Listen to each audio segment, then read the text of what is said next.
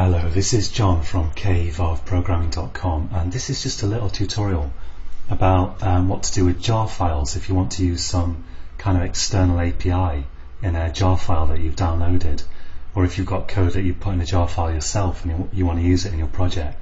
The question is, where do you put that jar file? And the answer is pretty simple, so I'm not going to go through a huge example, I'm just going to briefly explain. In order to get your project to compile, you have to do what you have to do for any Java project. It's like right-click your project, go to Build Path, Configure Build Path, and let's get rid of that. And go to, if the jar is within your project, go to Add Jars. If it's in your project folder, or if it's somewhere else, go to Add External Jars and just browse to it.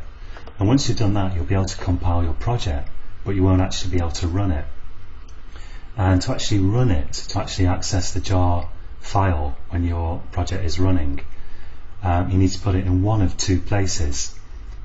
Firstly, if you have access to your server, to Tomcat, to Tomcat's directories, and you want that jar file to be available for all projects, then just put that file in your Tomcat lib folder.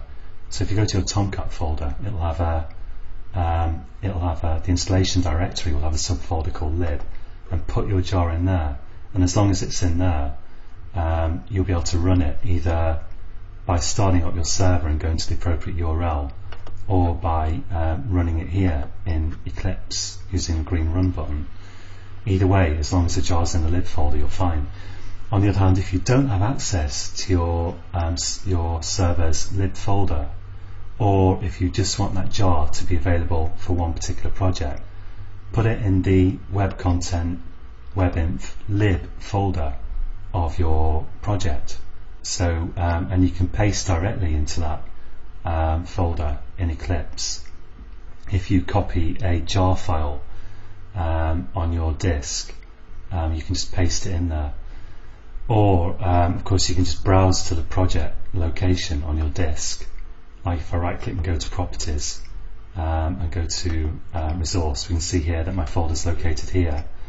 And if you just go to that and go to the the web content webinf lib folder of your project, you can just paste jar files in there. So I've got one called cave.jar that I did as a test in there. So that's it's basically just two possibilities. So firstly, link your jar file in the normal way to your project with the build path, and then either put it in your webinf lib directory or put it in the lib directory of your server. And if it's in webinf lib, when you create a WAR file, it will be included with that WAR file, and when you deploy it to your application server on the internet, wherever that is, it will be able to access this jar file automatically. So that's it for this tutorial, and we're going to get on soon to looking at JSTL and other topics. So join me again next time, and until next time, happy coding.